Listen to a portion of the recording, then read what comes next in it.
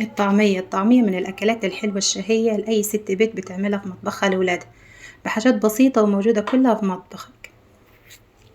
معايا كوبايتين من الفول أنا نقعاهم من بالليل. هياخدوا معاكي بصلتين صغيرين وحزبة من الشبت والبقدونس.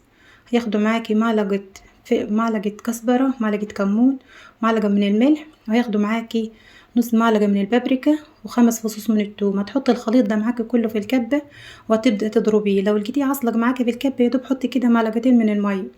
هتبدأ تضربي الطعمية بتاعتك خالص ضرب مبرح كده بالمضرب عشان تعملك فوم كده وتبقى ايه هشة معاكي، يعني تضربيها حوالي كده ربع ساعة. لو تعبتي كده خلي أي حد يساعدك.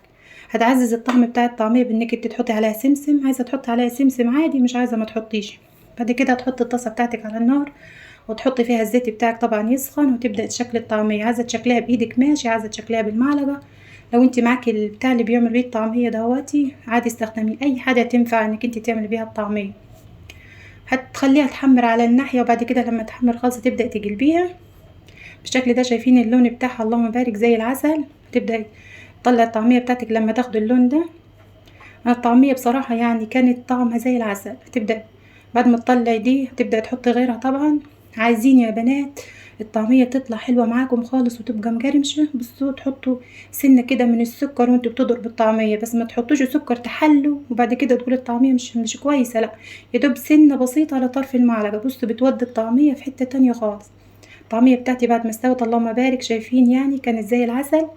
لو عجبكم الفيديو اعملي لايك للفيديو واشتركي في القناة وفعلي زر الجرس عشان يوصلك كل جديد.